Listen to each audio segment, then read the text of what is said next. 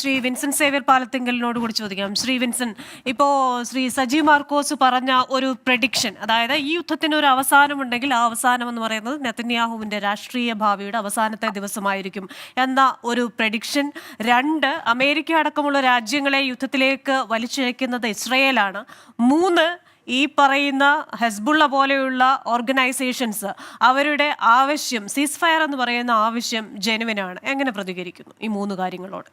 അല്ല, ഇപ്പം നമ്മൾ ഇതിനകത്ത് മനസ്സിലാക്കേണ്ട കാര്യം, ഞാൻ ഇതിനു മുമ്പ് ഇവിടെ പറഞ്ഞിട്ടുള്ള പോലെ തന്നെ, ഈ ഇസ്രയേൽ എന്ന് പറയുന്ന രാജ്യത്തിന് എക്സിസ്റ്റ് ചെയ്യാനുള്ള അവകാശം ഇല്ല എന്ന് വിശ്വസിക്കുന്ന ആൾക്കാർ ഈ യുദ്ധത്തിന്റെ ഒരു ഭാഗത്തും, ഇസ്രയേൽ എക്സിസ്റ്റ് ചെയ്യണം എന്ന് ആഗ്രഹിക്കുന്ന ആൾക്കാരെ ഈ യുദ്ധത്തിന് മറുഭാഗത്തും നിൽക്കുന്ന കാഴ്ചയാണ് ഇവിടെ ഉള്ളത്.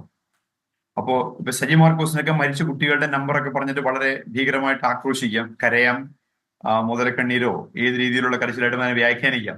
ആൾക്കാർ മരിക്കും, യുദ്ധം ഉണ്ടായ ആൾക്കാർ മരിക്കും. പക്ഷെ യുദ്ധം ആരാണ് തുടങ്ങിയത്?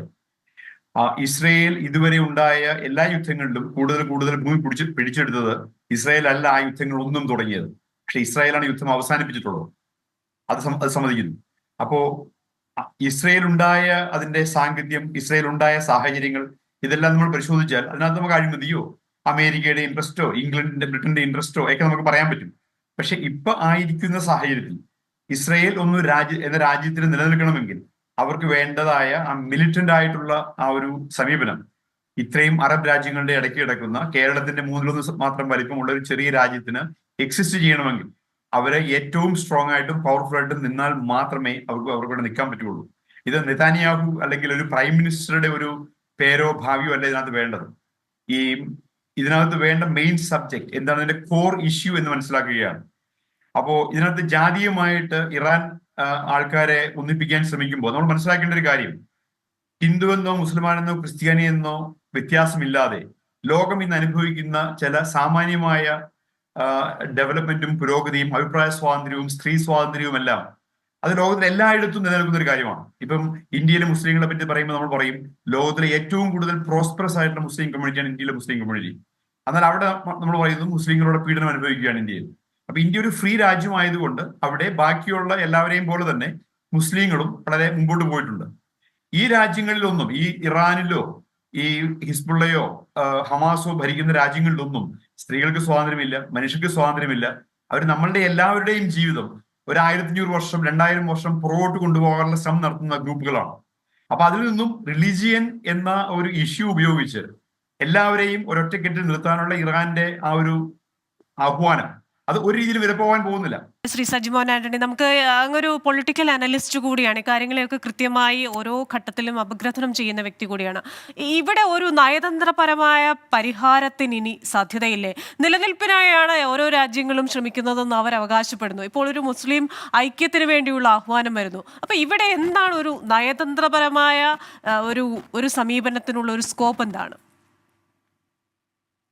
തീർച്ചയായും ക്രിസ്റ്റീന, ചോദ്യത്തിലേക്ക് വരുന്നതിന് മുമ്പ് നമ്മളോടൊപ്പം ഉള്ള സഹപാനലിസ്റ്റ് വിൻസെന്റ് ഇമ്മാനുവലിനോട് ഒരു പരിധിവരെ യോജിച്ചുകൊണ്ടും എന്നാൽ സജി മാർക്കോസിനോട് ഒരു പരിധിവരെ വിയോജിച്ചുകൊണ്ടും ഉള്ള എൻ്റെ ഒരു കമന്റ് ഇതാണ്. ആ പശ്ചിമേഷ്യയിലെ യുദ്ധം എന്ന് പറയുന്നത് ഒരു പുത്തരിയല്ല, തുടക്കമല്ല. 1948 ഇസ്രായേൽ ഉണ്ടായതിനു ശേഷം ഇന്ന് വരെ നോക്കുകയാണെങ്കിൽ 7 വലിയ യുദ്ധങ്ങളാണ് അവിടെ ഉണ്ടായിരിക്കുന്നത്. ഏകദേശം 8-10 വർഷത്തെ ഗ്യാപ്പിൽ, അതായത് 1948, 1956, 67, 73, 82, 2006, പിന്നെ 2023, അങ്ങനെ ഒരു യുദ്ധത്തിന്റെ ഒരു 6 മാസം, ചില യുദ്ധങ്ങൾ 2 ആഴ്ച, ചിലത് 6 മാസം, ചിലത് 1 വർഷം 1.5 വർഷം നീണ്ടു നിന്ന കാര്യങ്ങളാണ് അവിടെ തന്നിരിക്കുന്നത്. അപ്പൊ നമ്മൾ ഇതിനെ ഒരു അവലോകനം ചെയ്യുമ്പം ഏത് വർഷം എവിടെ നിന്ന് അവലോകനം ചെയ്യുന്നു എന്നതിനെ അനുസരിച്ച് തെറ്റും ശരിയും തമ്മിലുള്ള വ്യത്യാസം നമുക്ക് കാണാൻ സാധിക്കും.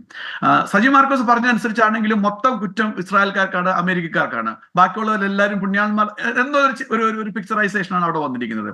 എന്നാൽ അതിനകത്ത് ഒരു പരിധിവരെ ശരിയില്ല എന്ന് പറയാൻ പറ്റും. കാരണം 1948 ശേഷം 7 യുദ്ധങ്ങൾ ഉണ്ടായിട്ടുണ്ടെങ്കിൽ, അല്ലെങ്കിൽ ഇറാഡിക് ആയിട്ടുള്ള സ്പോണ്ടേനിയസ് ആയിട്ടുള്ള കാര്യങ്ങൾ ഉണ്ടായിട്ടുണ്ടെങ്കിൽ, മജോറിറ്റി ഓഫ് ദ ടൈംസ്, അല്ലെ ഓൾമോസ്റ്റ് എവറി ടൈമും അഗ്രഷൻ വന്നിരിക്കുന്ന മറു സൈഡിൽ നിന്നാണ്. അത് 1982 വരെ അയൽ രാജ്യങ്ങളുമായിട്ടായിരുന്നുവെങ്കിൽ 82-ന് ശേഷം 3 വേർഡിൽ അല്ലെങ്കിൽ 3 ഫ്രാക്ഷനിൽ നമുക്ക് ഇത് പറയാൻ പറ്റും: ഹമാസ്, ഹിസ്ബുള്ള, ഹൂതീസ്. അതായത് പലസ്തീൻ ഏരിയയിൽ നിന്ന് ഹമാസ്, ഹിസ്ബുള്ള ലെബനൻ ഏരിയയിൽ നിന്നും, ഹൂതീസ് സിറിയ ആ ഏരിയയിൽ നിന്നും വന്ന് ഇസ്രായേലിനെ 3 വശത്തു നിന്നും അല്ലെ 4 വശത്തു നിന്നും ആക്രമിക്കുന്ന ഒരു ഇത് വരികയും അതിനെ ശക്തിയുക്തം ചെറുത്തു നിൽക്കുകയും അമേരിക്ക അതിനെ സപ്പോർട്ട് ചെയ്യുന്നത് എന്ന ഒരു പ്രതിഭാസമാണ് നമ്മളിപ്പോൾ ഇവിടെ കാണുന്നത്. ഇനിയും പുറകോട്ട് പോവുകയാണെങ്കിൽ ജൂയിഷ് കമ്മ്യൂണിറ്റി അവിടെ പണ്ടുണ്ടായിരുന്നു, അതിനുശേഷം അവർ ലോകത്തിൽ മൊത്തം ചിതറിപ്പോയിരുന്നു. പിന്നെ ഒരു ഒട്ടോമൻ സമയത്ത് പിന്നെ അത് റീഗ്രൂപ്പ് ചെയ്യുകയും അവിടെ ലാൻഡ് പർച്ചേസ് ചെയ്യുകയും പിന്നെ അവരുടെ രാജ്യമായിട്ട് വരികയും ചെയ്യുന്ന ഒരു കാഴ്ചയും നമുക്ക് കാണാൻ പറ്റും. അപ്പൊ ഇതിഹാസത്തിലേക്ക് പോയി കഴിയുവാണെങ്കിൽ എവിടെ, ഏത് വർഷം, ഏത് നൂറ്റാണ്ടിൽ, അല്ലെ ഏത് രാജ്യത്തില്, ഏത് ആംഗിളിൽ നിന്ന് സംസാരിക്കുന്നു എന്നതിൽ അധിഷ്ഠിതമായിരിക്കും അതിനകത്ത് തെറ്റാണ് ശരിയാണ് എന്നുള്ളത്. ക്രിസ്റ്റിന പറഞ്ഞ കാര്യത്തിലേക്ക് ഞാൻ വരികയാണ്. നയതന്ത്രപരമായ കാര്യങ്ങൾക്ക് ഒരു പ്രസക്തി ഉണ്ടോ എന്ന് ചോദിച്ചു കഴിഞ്ഞാൽ യുദ്ധം തുടക്കുന്നതിന് മുമ്പും യുദ്ധം നടന്നുകൊണ്ടിരിക്കുമ്പോഴും യുദ്ധം തീർന്നു കഴിഞ്ഞും അതിനൊക്കെ പ്രസക്തിയുണ്ട്. എന്നാൽ ചില സമയത്ത് ഒരു ഇമ്മീഡിയറ്റ് ഇഫക്റ്റ് അല്ലെ ഒരു ഇമ്പാക്ട് നമ്മൾ ഉദ്ദേശിക്കുന്ന കാണത്തില്ല അല്ലെ കാണില്ല എന്ന് നമുക്കറിയാം. കാരണം വലിയൊരു ആക്ഷൻ വന്നു കഴിയുമ്പോൾ ന്യൂട്ടന്റെ ലോ ഒക്കെ പറയുന്ന കണക്ക് തന്നെ every action there is an equal and opposite reaction എന്ന് പറഞ്ഞ കണക്ക് തന്നെ കഴിഞ്ഞ വർഷം ഒക്ടോബർ 7, 2023 ആ ഒറ്റ രാത്രി കൊണ്ട് 1140 അല്ലെ 1170 ആൾക്കാരുടെ കശാപ്പ് ചെയ്ത പോലെ ഒറ്റ ദിവസം കൊണ്ട് അല്ലെ 1 മണിക്കൂർ കൊണ്ട് ചെയ്തപ്പം എല്ലാ വികാരങ്ങളും എല്ലാ ഡിപ്ലോമസിയും അവിടെ ഒന്ന് ഫുൾ സ്റ്റോപ്പായി.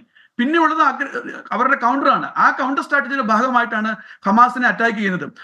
എന്താ ഇസ്രായേൽ വീക്കാണോ എന്ന് ചോദിച്ചാൽ ഒരിക്കലും വീക്കല്ല. കാരണം വീക്ക് ആയിരുന്നുവെങ്കിൽ ഇസ്രായേൽ ഇപ്പം ഈ ഭൂമുഖത്ത് നിന്ന് തുടച്ചു നീക്കപ്പെടുമായിരുന്നു. 10,000-ലധികം റോക്കറ്റുകൾ, ബാലിസ്റ്റിക് മിസൈലുകൾ, ഇത്രയും കാര്യങ്ങൾ വന്നു കഴിഞ്ഞതിന് ശേഷവും അവരുടെ ആ അയൺ ഡോമിന്റെ എഫിഷ്യൻസിയും ഇന്റലിജൻസും അമേരിക്കയുടെ സപ്പോർട്ടും ലോകമാകാനുള്ള എല്ലാ രാഷ്ട്രങ്ങളുടെയും സപ്പോർട്ടും ഒരു പരിധിവരെ ഇസ്രായേലിനോടൊപ്പം ഉണ്ട് എന്നുള്ള കാര്യത്തിൽ ഒരു സംശയവുമില്ല. അതോടൊപ്പം എനിക്ക് ഇതും പറയേണ്ടിയിരിക്കുന്നു, അയൽ രാജ്യങ്ങളായ ഈജിപ്ത് അല്ലെങ്കിൽ ജോർദാൻ ഇവരൊക്കെ കഴിഞ്ഞ 70-കളിലും 60-കളിലൊക്കെ ഇസ്രായേലുമായിട്ട് ഡയറക്റ്റ് ഫൈറ്റിൽ വന്നിട്ടുണ്ട്. എന്താണ് അവരുടെ സ്റ്റാൻഡ്? ഇപ്പം അവരൊന്നും പ്രത്യക്ഷമായിട്ട് അല്ലെ പരോക്ഷമായിട്ട് ഇസ്രായേലിയോ ഹമാസിനെയോ അല്ലെ ഇറാനെ സപ്പോർട്ട് ചെയ്യുന്നില്ല എന്ന് കാണാൻ നമുക്ക് സാധിക്കും. അതിന് വേറൊരു റീസൺ കൂടെ ഉണ്ട്, ഒരു റിലീജിയസ് റീസൺ കൂടെ എനിക്ക് തോന്നുന്നുണ്ട്. കാരണം അത് മുസ്ലിം കമ്മ്യൂണിറ്റി എന്ന് പറയുമ്പോൾ അതിനകത്ത് ഷിയ കമ്മ്യൂണിറ്റി ഉണ്ട്, സുന്നി കമ്മ്യൂണിറ്റി ഉണ്ട്. അപ്പം ഇറാൻ പ്രതിനിധാനം ചെയ്യുന്നത് മജോറിറ്റി ആയിട്ടുള്ള ഒരു ഷിയ കമ്മ്യൂണിറ്റിയാണ്. അതുകൊണ്ട് തന്നെ ആയിരിക്കാം സൗദി അല്ലെ UAE അങ്ങനെയുള്ള പ്രിഡോമിനന്റ്ലി സുന്നി മജോറിറ്റി ഉള്ള മുസ്ലിം രാജ്യങ്ങളൊന്നും ഇതിൽ ഡയറക്റ്റ് ആയിട്ട് പാർട്ടിസിപ്പേറ്റ് ചെയ്യുകയോ അല്ലെ ഇൻവോൾവ് ആകാൻ ആഗ്രഹിക്കുകയോ ചെയ്യുന്നില്ല. അമേരിക്ക ഇസ് അഗെയിൻസ്റ്റ് ദിസ് വാർ. അത് വൈൻഡ് അപ്പ് ചെയ്യണം എന്നൊരു താല്പര്യമാണ് ഉള്ളത്. എന്നാൽ ഏതൊരു രാജ്യത്തിനും ആ രാജ്യത്തിനെ ഡിഫെൻഡ് ചെയ്യാനുള്ള റൈറ്റ് ഉണ്ട്. ഇപ്പൊ അമേരിക്കയിൽ ആരെങ്കിലും ആക്രമിക്കുകയാണെങ്കിൽ, ഇന്ത്യയിൽ ആരെങ്കിലും ആക്രമിക്കുകയാണെങ്കിൽ, ഏത് രാജ്യമാണേലും അത് ചെറുതാണേലും വലുതാണേലും ഏത് പാർട്ടി ഭരിക്കുന്നതാണേലും ഏത് ആശയത്തിലുള്ളതാണെങ്കിലും ആ രാജ്യത്തിന് അവരെ ഡിഫെൻഡ് ചെയ്യാനുള്ള റൈറ്റ് ഉണ്ട്. ആ രാജ്യത്തിന് ഏതറ്റം വരെയും പോകാനുള്ള ഒരു റൈറ്റ് ഉണ്ട്. അതാണ് നമ്മൾ അവിടെ ഇസ്രായേലിന്റെ പക്ഷത്ത് കാണുന്നത്.